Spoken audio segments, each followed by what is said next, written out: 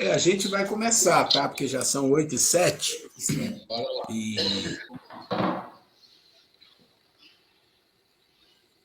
pedimos aos mestres e guias espirituais que estejam conosco nessa aula abençoada, para que a nossa mente possa realmente assimilar todo esse conteúdo, o conteúdo que só faz-nos bem. A vontade do Senhor, o Evangelho do Senhor e tudo aquilo que nós temos de bom, de honesto, de verdadeiro, tudo baseado nas palavras de Jesus. Por isso nós pedimos agora, neste momento, que os mestres espirituais estejam com a Grace, com o seu Ruela, e que nos façam entender, ter entendimento desta aula abençoada. Assim seja.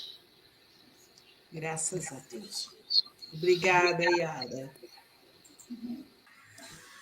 muito bom. A gente vai começar aqui e eu vou entrar na tela principal e de vez em quando eu volto aqui. Se tiver alguém entrando, não tem problema nenhum, a gente coloca. Então vamos lá. Hoje nós estamos na nossa aula 13, né? Aula 13 já. Você vê como passa rápido, né? E a gente falou que na semana passada nós iríamos começar essa aula com o finalzinho, que foi o que a Grace colocou sobre a questão da consciência, já que o Miramês tocou no assunto da consciência, falou várias coisas, e nós relacionamos essa questão do Miramês com uma passagem de Jesus no livro Maria de Nazaré.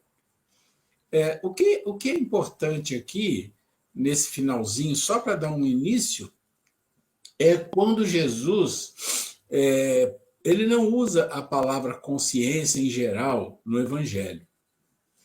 Mas aqui ele estava falando para espíritos diferenciados. Os essênios eram espíritos mais evoluídos. Era um conjunto de espíritos, né? Um conjunto, não vários conjuntos, porque eles tinham vários grupos separados. Jesus passeou em todos eles, foi em todos eles para ensinar.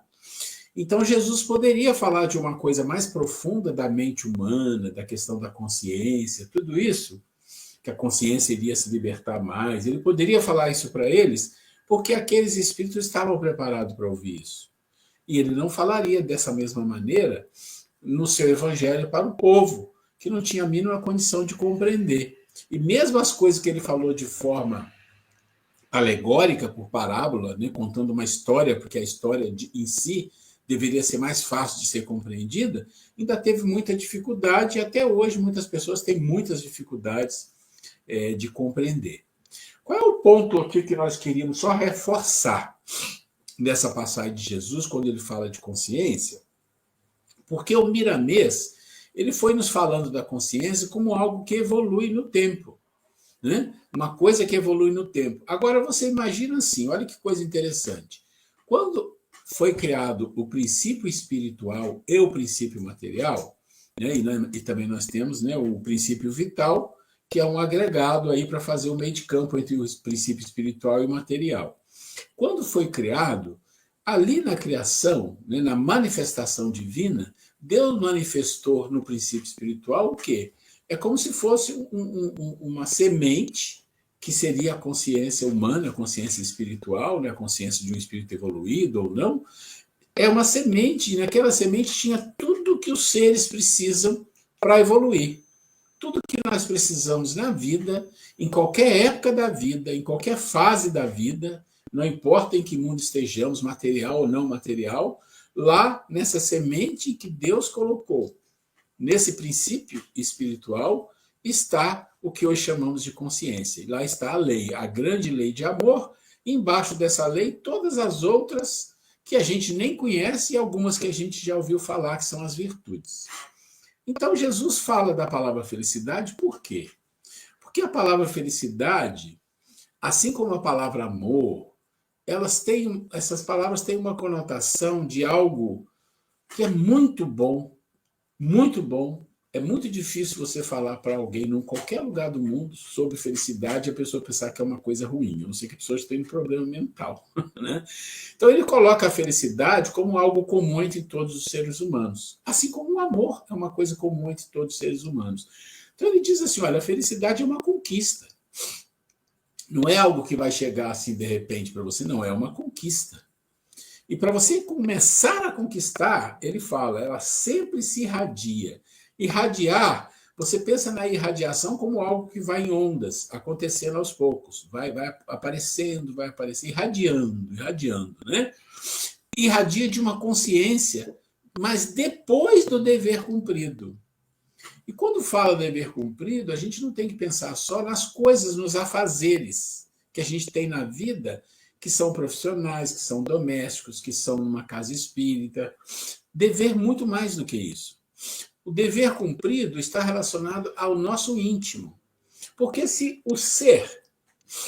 É interessante isso, que eu tive esses dias numa reunião do amor exigente. Acho que vocês já ouviram falar de amor exigente. Ao Anon, a NA, a AA, tudo isso. Mas o amor exigente é uma coisa um pouquinho diferente, mas ele trabalha numa profundidade filosófica muito grande, muito bonita. E lá ele fala de um grande missionário do amor exigente, que ele fazia alguns textos, e eles pegaram um texto que falava do ser, do fazer e do ter. Então ele diz assim, o ser, o fazer e o ter. E é tão interessante que ele vai colocando que o ter, o fazer e o ter está totalmente dependente do ser. Dependendo do que você é como você faz e é o que você vai ter. Exatamente isso. E aí a gente se pergunta, mas como assim, né? É simples. Desculpa. É simples. Você, sendo um espírito mais evoluído, um espírito muito evoluído, ele tem um ser, o ser dele é um ser que deseja coisas de espírito evoluído, que gostaria de ter coisas de espírito evoluído. E ele vai fazer por isso acontecer, e o fazer dele é para ser um espírito evoluído e ter coisas para espírito evoluído. Então, isso é uma consequência. Então, o fazer e o ter é consequência do ser. Um espírito que não é evoluído, um espírito que é muito materialista, que gosta muito das coisas materiais, muito egoísta, muito orgulhoso e tudo mais, que é o que a gente mais conhece, ele tem um ser assim, é o ser dele. Ele está desenvolvido nesse nível. No espírito de expiação e prova, a gente já viu isso muitas vezes, o nível de evolução dele é esse. É dentro de um nível de egoísmo, que pode ser grande, pode ser médio, mas tem egoísmo, orgulhoso, melindroso, e aí vai. Um monte de vício, né? Instintivo, emocional, né? Tudo isso. Então, o fazer dele está relacionado a isso. Tudo ou quase tudo que ele faz na vida está envolvido com essas capacidades que ele tem. Ele não tem a capacidade de um espírito evoluído. Então, o dever cumprido está relacionado com o quê? Com o fazer? Está relacionado com o ter? Não, está relacionado com o ser. O dever cumprido só é capacitado na medida que ele faz trazer a você uma irradiação de felicidade. Mas irradiação de felicidade não é alegria. Você pode ficar muito alegre se ganhar muito dinheiro. Se de repente ficar rico, pode ficar alegre, está certo, não vai ficar triste por isso. Mas isso não significa felicidade. Aquele dinheiro pode trazer infelicidade. Mas felicidade não vai trazer. Por quê? Porque aquilo é o ter. E o fazer vai estar acompanhando uma coisa e outra. Se não houver, antes de tudo isso, um ser, um espírito, com uma capacidade de desenvolvimento, de buscar, né, o quê? O dever acima de tudo, esse espírito nunca vai ser irradiado para ele a felicidade. Ele vai estar sempre no sofrimento de um espírito de expiação e provas. Por favor, a Grace quer falar. Agora, Maurício, há pouco que estávamos falando sobre felicidade, né? E aí você falou, a gente observa, pensa que a gente é feliz, de repente são tantos problemas, né? Aí lembramos também muito bem quando Jesus coloca que a felicidade neste mundo, né? a felicidade real, que nós temos momentos de alegre, momentos de satisfação interior, né? E, às vezes, olha como que é bem, eu coloquei, tem pessoas que às vezes são muito doentes, que têm problemas financeiros, problemas mil, e se pergunta a ela se é feliz, vai dizer que sim, eu sou feliz. Se me perguntarem a mim se eu sou feliz, eu vou dizer que sim, eu sou feliz. E se vocês também perguntarem se eu tenho problema, sim, tenho problemas. Tenho problemas sim também, mas isso não impede de que eu me sinta feliz. Então, aí ele fala aí, ó, podeis ser felizes sofrendo. Em muitos casos, o próprio sofrimento vos dará prazer. Vamos lembrar lá dos apóstolos de Jesus, os primeiros cristãos? Vejam só o sofrimento, aquela época de perseguição, de tortura, de morte, de barbaridades que aconteciam, e eles tinham aquele semblante de tranquilidade. Se vocês leram Paulo e Estevão, o Paulo antes de ser Paulo, né? E o que incomodava muito no Saulo? Que ele, só relembrando um pouquinho a vida do Saulo, né? Ele dizia que ele era um cumpridor, não era uma pessoa assim, dentro daquilo que ele se propunha, ele era uma pessoa muito boa. Né? Ele era cumpridor dentro das coisas que ele acreditava que eram certas. Né? E o que o Saulo falava? Que por mais que ele tivesse beleza, juventude, poder, né? Inteligência, tudo, ele invejava nos cristãos, aqueles que ele sacrificava, que ele perseguia, o que ele invejava? Era a paz de espírito, era a tranquilidade, que nada abalava aquelas pessoas que ele estava ali matando, crucificando, sabe, torturando, e eles estavam felizes, tranquilo, aquela paz de espírito. Né? E isso, se vocês se leram o livro de Paulo Estevão, vão lembrar dessa parte que ele falava, o que mais nele, a angústia dele é que ele tinha tudo, assim que todos os jovens na época invejavam tudo, tinha tudo, beleza, saúde, riqueza, inteligência, mas ele não tinha essa completude interior, ele não tinha aquela coisa, daquela consciência, aquela coisa que ele invejava, sobretudo nos cristãos, essa tranquilidade. E aí, então, e vejam só, cabe nessa frase aí, né? Que podeis ser felizes sofrendo. Em muitos casos, o próprio sofrimento vos dará prazer. Quando vossa luta para o bem-estar coletivo, ela vai completar. Que ela falou do Paulo. Olha que interessante como as coisas se encaixam. A gente nem combinou isso, hein? A gente não combinou. Pensa o seguinte, pensa no Paulo que ela foi falando. Quem conhece a história de Paulo sabe que o Paulo era um cumpridor do dever. Todo mundo sabe disso, que a maior virtude do Paulo é que ele era extremamente correto no sentido de cumprir o dever. Só qual o dever que ele cumpria? Olha, ele era um doutor da lei, ele era um homem respeitado por defender a lei. Então, ele tinha, sim, o dever cumprido. Mas que interessante, como é que Paulo invejava os cristãos? O que os cristãos tinham que o Paulo não tinha? Afinal, o Paulo tinha o dever cumprido, ele devia ter felicidade, mas não tinha. E os cristãos tinham uma coisa além. O que será que acontecia entre um e o outro? A questão é que os cristãos tinham o dever cumprido, não era o dever só definido pelos homens, era o dever definido por Deus. Essa é a diferença. Então, quando eu comecei a falar aqui, consciência do dever cumprido, e que se ter a questão lá do amor exigente, do ser, do fazer e do ter, esse é o ponto. Paulo tinha o dever cumprido, mas ele não estava preocupado com o ser. O dever cumprido dele é o fazer e o ter. Fazer o que mandava a lei deles, o que eles achavam que era correto, e o ter é ter combatido e até mortos os cristãos, porque os cristãos estavam errados, não podiam viver aquelas pessoas. Estavam em desacordo com a lei. Desacordo.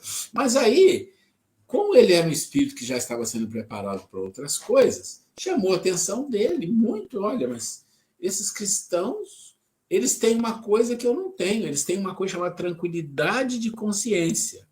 Tranquilidade de consciência desatará muitos valores dentro de vós. Opa, aqui está um ponto. Os cristãos já tinham o dever cumprido, mas tinham uma tranquilidade de consciência. Por quê? Porque essa tranquilidade de consciência, eles sabiam que eles estavam cumprindo um dever com o ser. Não é só o fazer e o ter, é com o ser espiritual. E aí, desatou dentro deles o quê? O que que essa tranquilidade de consciência desatou dentro desses cristãos? O poder do amor. No nível que podia desatar, não estamos falando de alto nível. Mas só esse pouco de amor que desatou, os cristãos tinham uma capacidade de ir para um sacrifício, de serem condenados, com tranquilidade. Entende como uma coisa se encaixa? Como você consegue encaixar aqui o Paulo, você consegue encaixar os cristãos, e você consegue entender por que que um não conseguia fazer o que o outro conseguia. O que que um tinha diferente do outro. E Paulo é um bom exemplo, porque o Paulo, como exemplo de dever cumprido, era considerado nas sinagogas como um dos maiores. Mas o dever cumprido dele era o dever do fazer e do ter, não era do ser. O dos cristãos, não. O dos cristãos era mais do que isso. A Grace quer comentar. E também lembrando uma passagem muito bonita, gente, da necessidade de ter consciência plena, tranquilidade na consciência, lembrando também a história de Joana de Cusa, que é a nossa querida Joana de Ângeles em outro momento, né? Aquele momento que ela foi condenada à fogueira, né? Porque não negava o Cristo, ela e falaram, vamos colocar você e o seu filho para serem queimados. Quando amarraram os dois ali, né, uma mãe, até ela passar por aquilo tudo bem, né? Mas ver o filho ser queimado ali, né? Foi algo muito, imagina, eu sou mãe, imagino, muito difícil, né? E os soldados, na hora que eles já, os dois amarrados lá para serem queimados, né? Os algozes falando, renegue a esse tal do Cristo, né? E o filho dela olha para ela implorando, mãe, falou, eu estou falando com as minhas palavras, né? Mas ele fala, mãe, renega, nos salve desse martírio, né? E ela tranquilamente fala que não, para o filho, que não iria renegar Jesus. E aí um dos algozes dela, do soldado, ironicamente fala com ela, mulher, é isso que esse tal Cristo ensinou a vocês? A morrer dessa forma? Uma forma covarde, tudo, a ter sofrimento todo?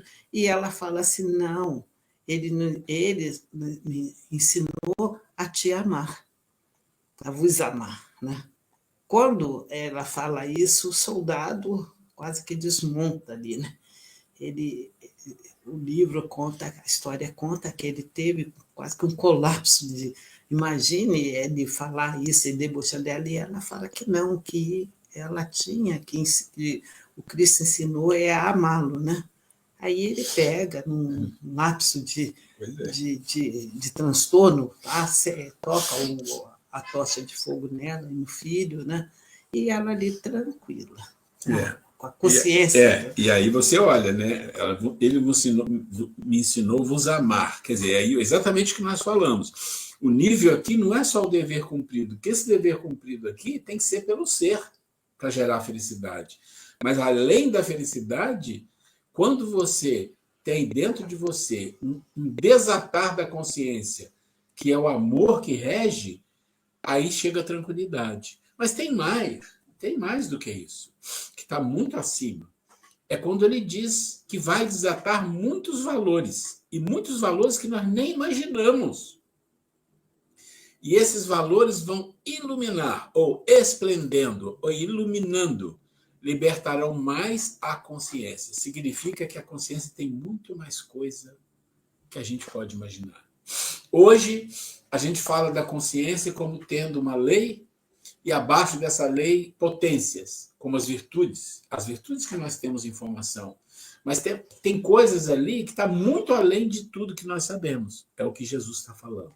Eu queria voltar um pouquinho nesse pedaço aqui. Eu sabia que não ia ter tempo de comentar esses detalhes, para eu e a Grace fazer esse início da aula de hoje, tá? Começando com essa questão aí da fala de Jesus sobre consciência.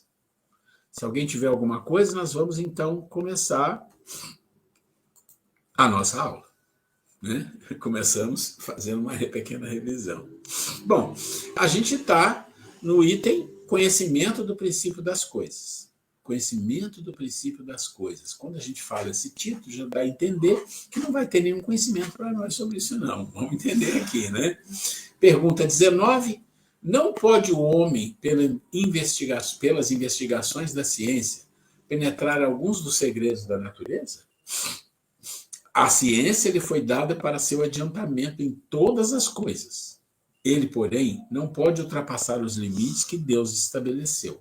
Bom, quando você lê essa pergunta e essa resposta, e por incrível que pareça, quando você volta lá nessa passagem de Jesus sobre a consciência, você vai ver que é um processo de evolução.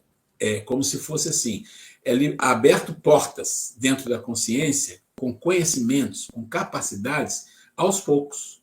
Na medida que você se aprofunda, que você evolui, essas portas vão se abrindo mais e mais. Aqui é a mesma coisa.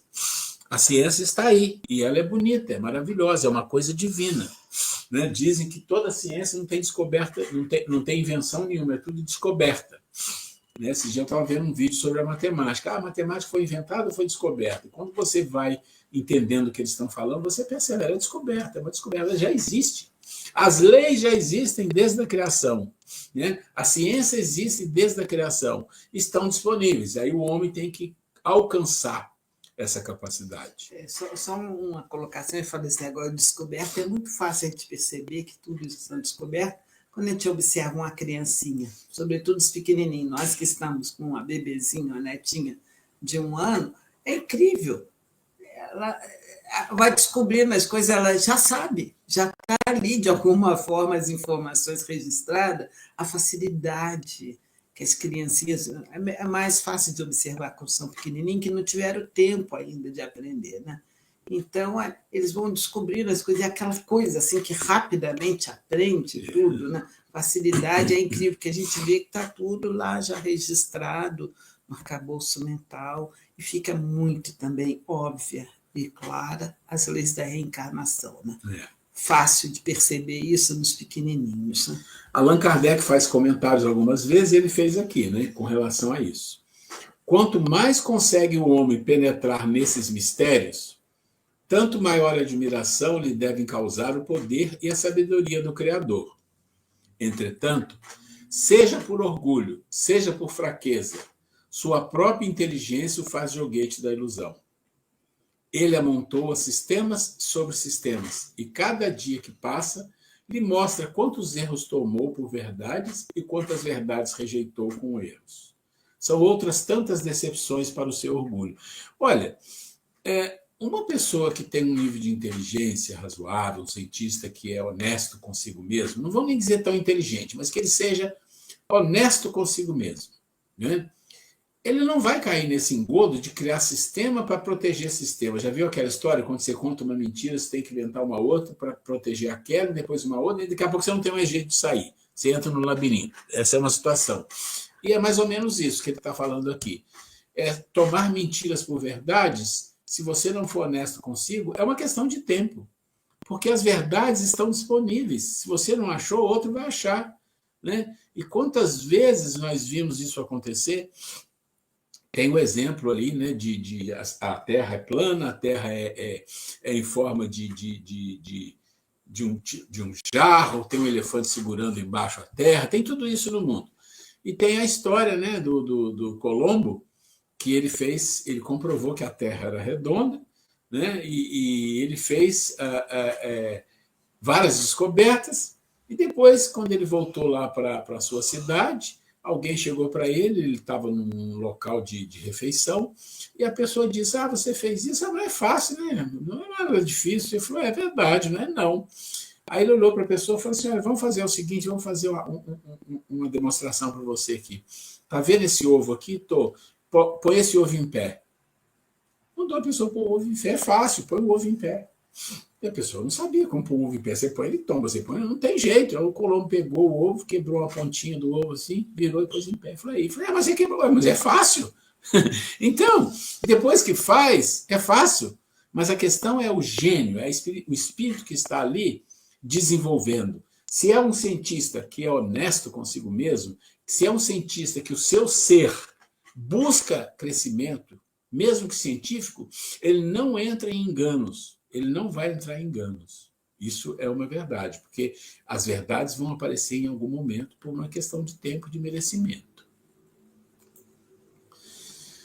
Aqui é o comentário de Miramês, né? Na história universal encontraremos grandes feitos de cientistas, por vezes verdadeiros mensageiros do bem, e negar o valor da ciência é negar os próprios esforços dos homens por dias melhores. Entretanto, Deus não está preso às limitadas condições dos seres humanos. Então, isso a gente precisa entender. A gente é tão orgulhoso que a gente acha que Deus está à nossa disposição. No universo tem coisas que a gente nem imagina, né? Então, não é assim. Ele revela o que achar conveniente, pelos canais que desejar falar.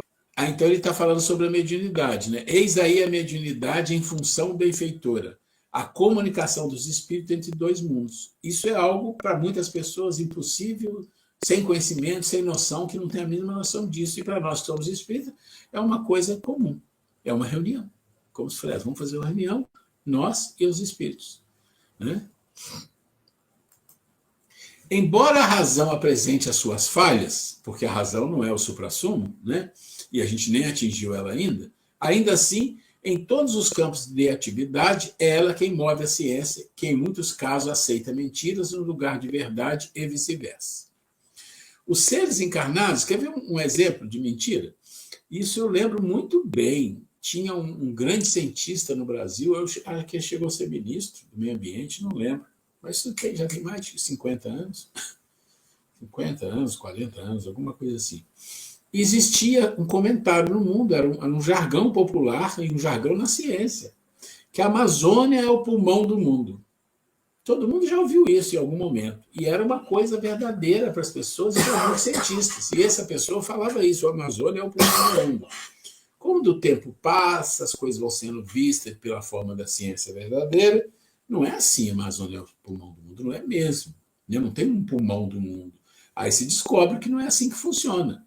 A Amazônia produz uma quantidade de oxigênio monstruosa, mas é consumida quase tudo ali mesmo, porque ali tem uma quantidade de consumo de oxigênio imensa. O que ela faz são outros movimentos para beneficiar o mundo, mas não exatamente a oxigenação.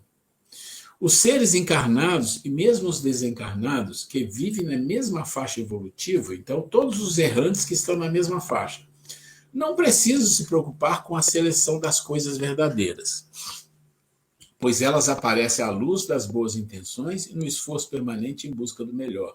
Então, olha só que interessante. Não é você perseguir a verdade, as coisas verdadeiras. É você fazer as coisas com uma boa intenção e fazendo sempre o seu melhor. Olha que interessante.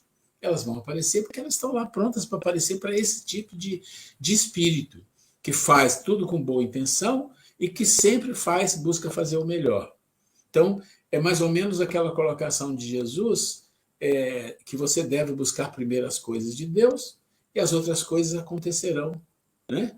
E é isso que ele está falando aqui, com outras palavras, para outras coisas. As investigações científicas têm melhorado muito o homem. Religião e ciência não são incompatíveis. Elas, no fundo, gritam pela junção, porque o que falta em uma, a outra completa. O orgulho, a ignorância e o fanatismo é que fizeram os homens separarem a ciência da religião.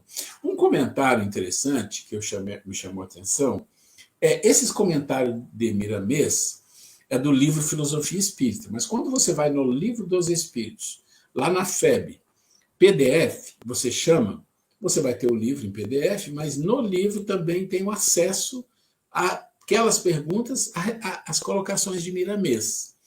Só que o Miramês fez esse estudo recente assim, nos últimos 50, acho que 40 anos. Então ele está com uma visão científica muito mais moderna que o próprio Kardec, só para a gente entender, tá? Para a gente compreender, isso não é problema nenhum, tá?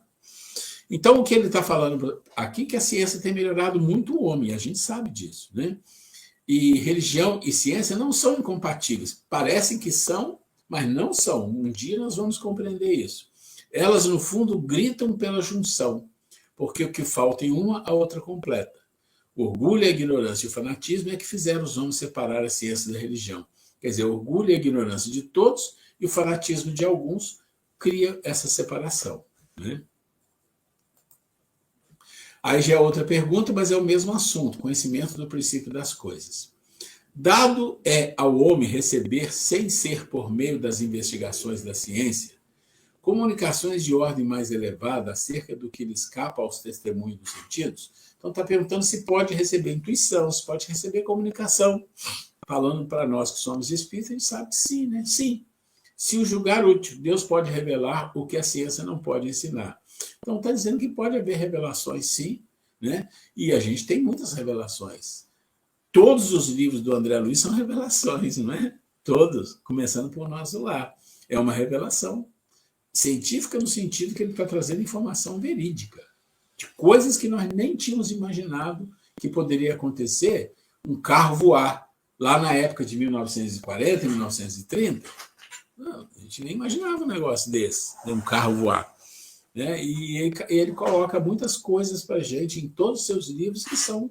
Os aparelhos de medicina, né? Sim, as questões médicas, mil coisas, gente, mil coisas estão ali envolvidas, né?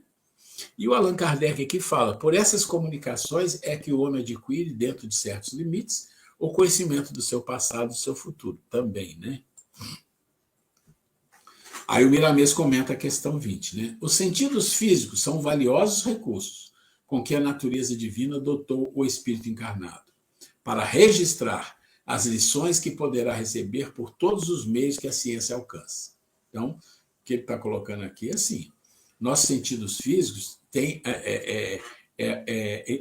potências, capacidades que a natureza nos deu, né? A natureza divina nos deu, onde a gente consegue registrar, perceber os 5 sentidos, né? Perceber, entender tudo isso e trazer para dentro de nós como experiência. Não obstante, os homens carregam consigo outros meios espirituais que lhes servem de canais, por onde podem vir e vêm, com frequência, notícias mais sutis do mundo espiritual, revelações que escapam aos processos científicos. Acabei de falar de André Luiz, mas quantos livros tem? Mediúnicos, de intuição, que trazem informações. Quantas pessoas já ouviram falar de coisas que André Luiz falou lá atrás, que agora está comprovando cientificamente? Tem todas essas coisas. Tem muita conversa também, mas é assim, é importante garimpar, né? A razão nos fala que devemos usar os 2 meios para maior experiência daquilo que vamos aprender. Então, não é para separar um ou outro. Esse aqui está certo, esse aqui está errado. Não, esse aqui está... Não. Os 2 vão ter contribuições e nós temos que aprender a usar a razão para trabalhar com eles. Quando a humanidade começar a apresentar traços de... Olha só, gente, fraternidade. Como é importante galgar as coisas divinas, as coisas das virtudes que estão dentro de nós. Fraternidade já abre um campo de contributo, um campo de harmonização imensa no mundo. Então, quando apresentar traços de fraternidade de uns para com os outros, a se amarem mutuamente na verdadeira acepção da palavra, quando a gratidão a Deus tornar-se um hábito de todos os dias, quando a caridade for um dever de todos os momentos, as religiões irão se fundir pela força da unidade dos sentimentos e haverá um só rebanho, um só pastor. Olha que coisa incrível isso. E aí algumas pessoas até falam, no futuro só vai ter espírita. Gente, não é isso. Aqui não está falando disso, aqui está falando de outra coisa.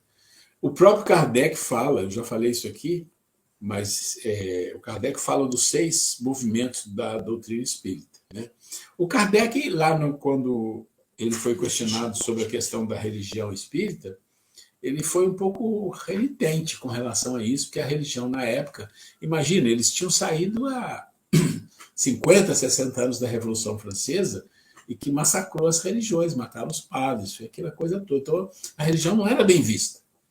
Então, o Kardec foi meio que segurou a onda, né? Foi até que veio o Evangelho, aí a coisa começou, é como se fosse assim, não, vamos por aqui, ainda é isso.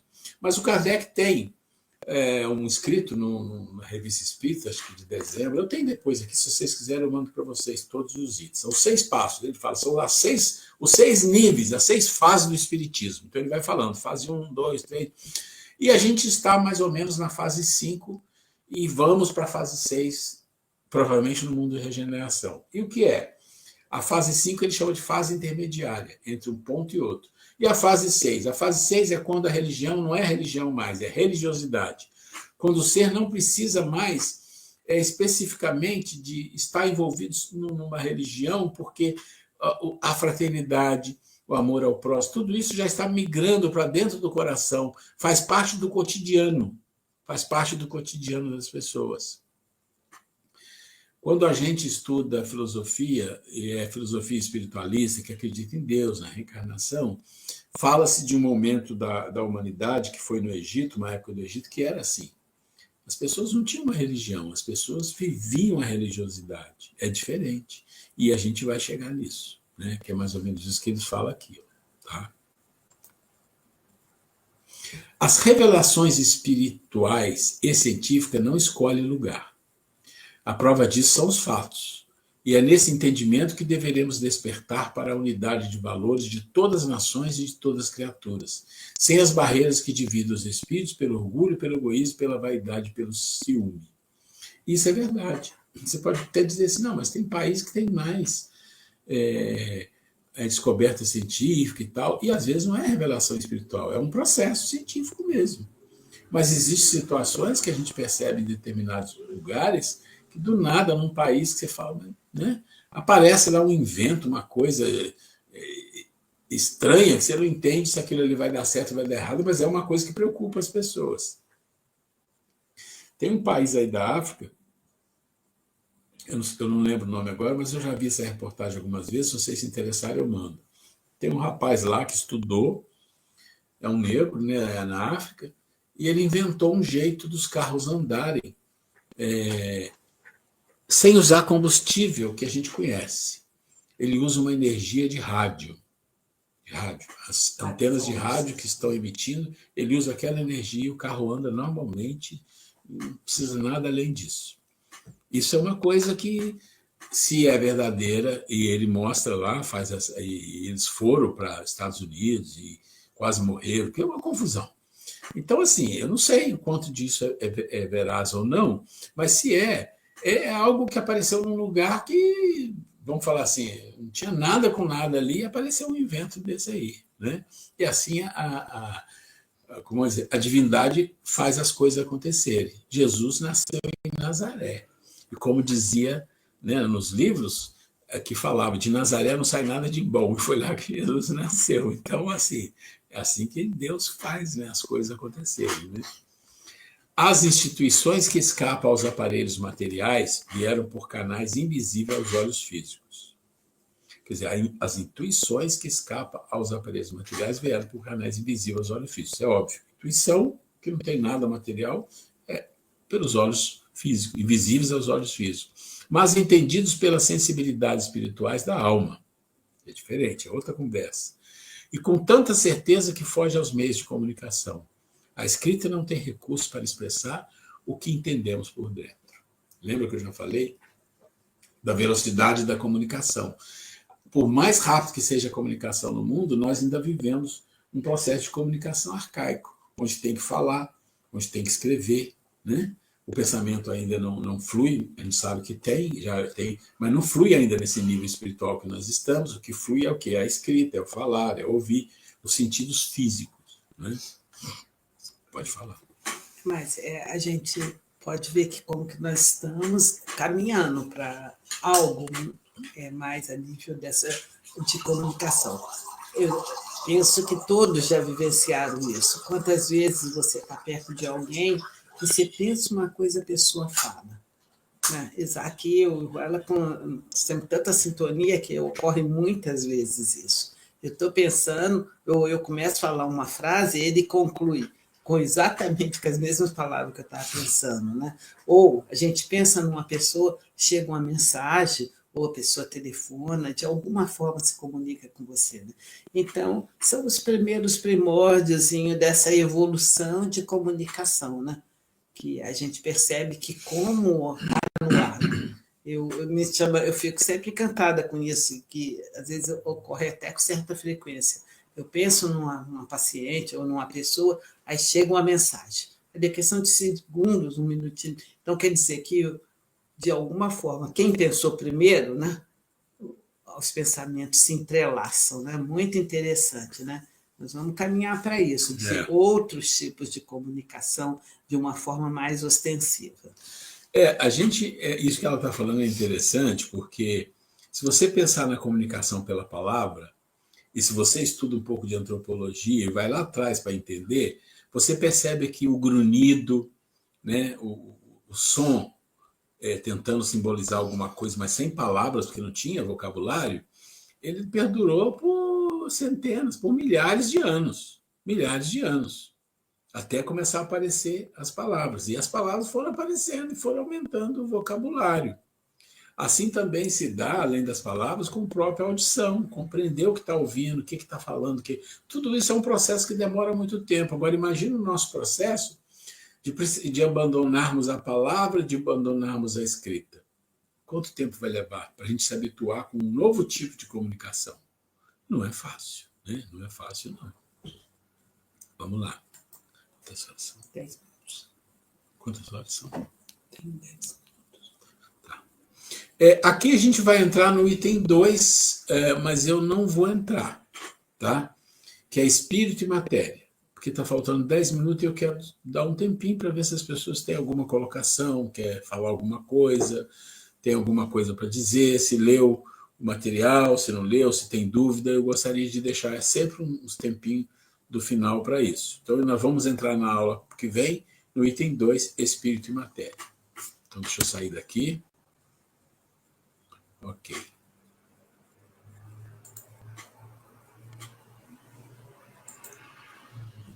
Pessoal, alguém tem alguma coisa a falar, perguntar, qualquer coisa, aproveita o momento.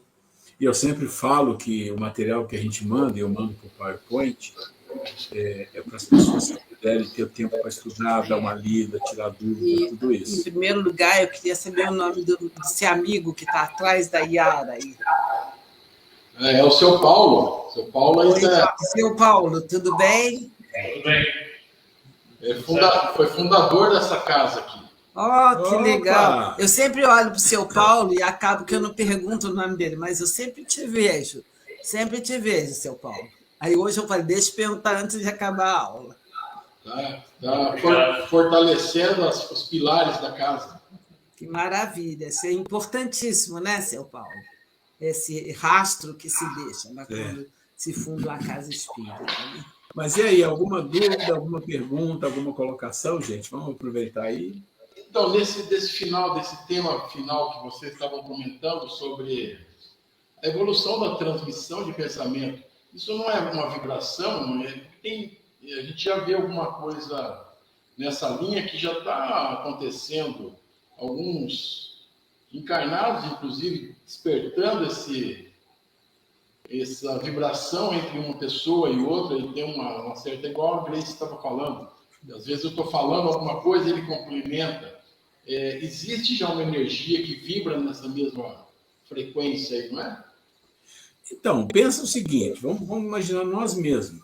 Quando a gente desencarna, e a gente tem um certo nível, não estou falando nível muito evoluído, não, um certo nível.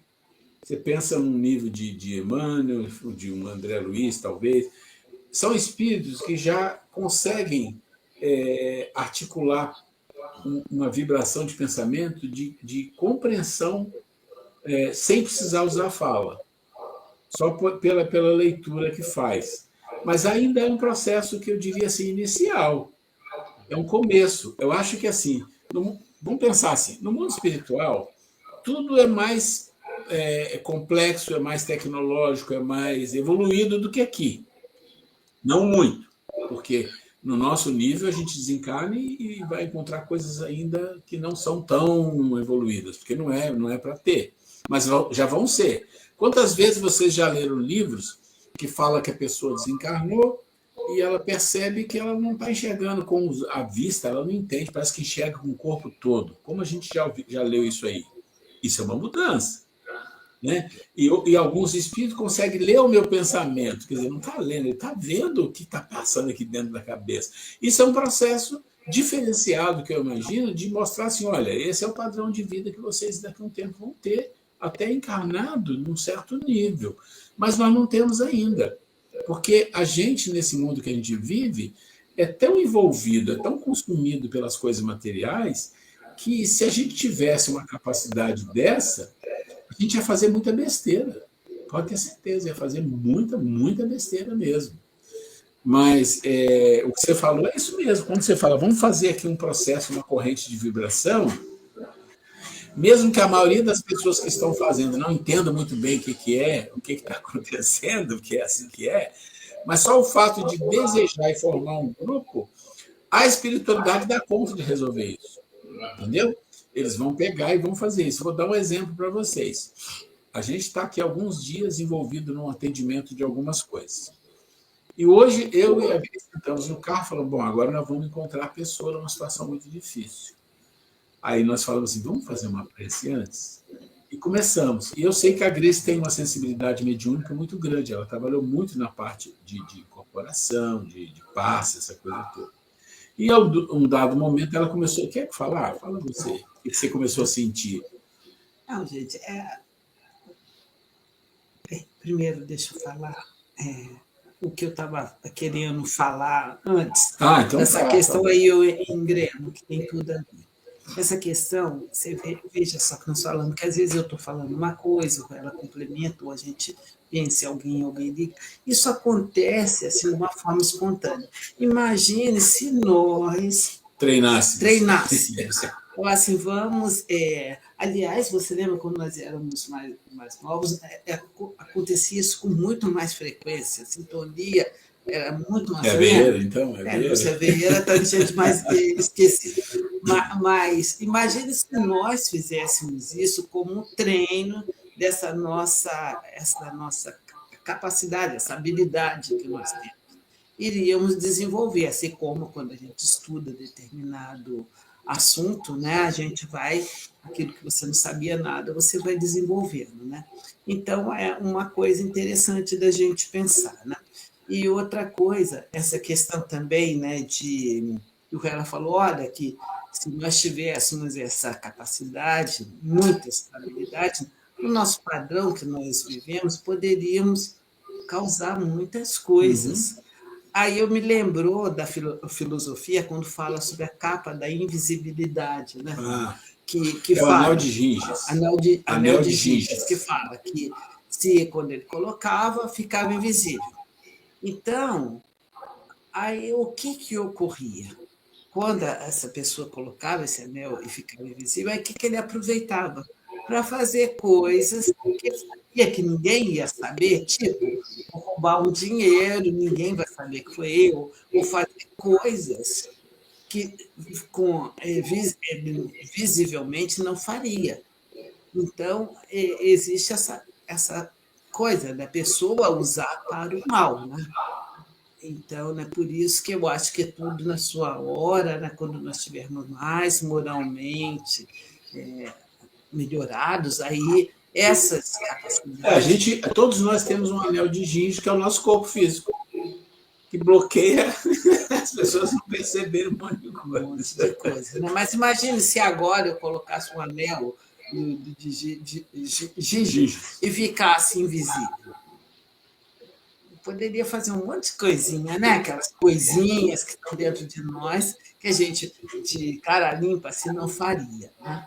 Então, gente, a verdade é essa. Né? Mas em relação a isso que o Ruela falou, da questão dessa percepção, né? Então a gente percebe que, sobretudo, quando a gente se dispõe ao bem, como nós somos imensamente ajudados. Então, essa questão aí, pena que não dá tempo de contar para vocês, mas é auxílio uma pessoa que está num processo muito, muito, muito complicado. E aí, né, aí a gente se dispõe. Primeiro, no primeiro momento que nós chegamos, a pessoa estava no nível de agitação, assim, de muita dor, de muita agitação. Na hora, pegamos o evangelho, abrimos, vamos fazer uma prece. Pedimos permissão para dar um passe na pessoa, foi instantâneo, gente. Foi como, sabe essas coisas de a pessoa está muito agitada, leva uma injeção de sossega-leão e a pessoa cai. Mas foi assim, eu falo, gente, os espíritos anestesiaram a pessoa que estava naquele processo de muita agonia, muito sabe, muita dor, muito tudo. Agora, o passe, e não foi a Grace, não foi o Ruela, não, o passe ali, os espíritos chegaram e anestesiaram esse irmão. Aí tá, ele teve aquele calma, né? E hoje, particularmente, nós fomos, né? Aí sabíamos que ia enfrentar uma situação difícil no carro, falando, vamos fazer uma prece, né? Rogar nossos irmãos espirituais para irem à nossa frente, né? Na hora. Quando você fazer a prece, é um envolvimento tão grande, vai envolver. Você começa, até a respiração muda, a dor no corpo, né? Eu fazendo a prece, não conseguia falar direito. Né? Então, aí a gente percebe que nós não estamos Nunca sozinhos. E, sobretudo, a gente se dispõe a fazer o mínimo, uma coisa que não seja só do seu interesse pessoal particular, ou que se dispõe a fazer qualquer coisa em benefício de um irmão que está mais necessitado, é incrível. Como a espiritualidade me auxilia. É importante entender, acho que duas coisas. Hoje me chamou a atenção duas coisas. Primeiro, é a falta de fé que a gente tem. A gente acha que os espíritos hoje não vão nos ajudar numa situação assim. Aqui não vai, o negócio que está complicado não vai ajudar. Não, mentira, vai. A fé é importante. E segunda coisa, não importa se você está numa casa espírita, está num barraco caindo aos pedaços, está numa situação complicada, se você pede ajuda, os espíritos vêm. Não importa, isso para eles é indiferente, eles vêm ajudar. Os espíritos precisam do nosso fluido, né? A nossa materialidade, né? Para poder ajudar. É isso, gente. Então, meus queridos irmãos, voltando lá na palestra que nós ouvimos hoje aí juntamente com vocês, vamos lembrar sempre, né, da egrégora, né, dos momentos de reuniões, tudo que ocorre, né, aproveitar da melhor forma possível. E vamos também caprichar nos nossos pensamentos, não por egoísmo, né, mas já que nós sabemos que parte de tudo que nós pensamos, que desejamos ao nosso próximo, 50% fica conosco, que seja 50% bons. Né? Vamos caprichar na nossa boa vontade, vamos fazer questão de sermos melhores. Gente, a gente está na hora, eu sei que vocês estão cansados aí, a gente já está aqui, como diz outros, pertinho da cama. Vocês ainda têm um caminho a fazer. Quando a gente já estiver no terceiro sono, vocês ainda estão na estrada. Chegando em casa. Está caindo uma hora temporal aqui ainda. Tem uma chuva ainda. É isso, já tem que abrir a sombrinha, tomar uma chuva, não. Então vamos encerrar aqui na hora, não vamos passar não, porque é complicado. Você quer fazer a prece? A Grace hoje vai fazer a prece para a gente. A prece, porque hoje eu estou com o coração tão pleno, especialmente, mais ainda, de gratidão por tantas bênçãos que nós temos recebido. Né? Então, vamos finalizando esse dia com esses ensinamentos que hoje nós estudamos, que nós possamos colocar criticidade nas nossas mentes e procurarmos usar para o bem, para a nossa evolução, para o bem geral de todos que nos rodeiam.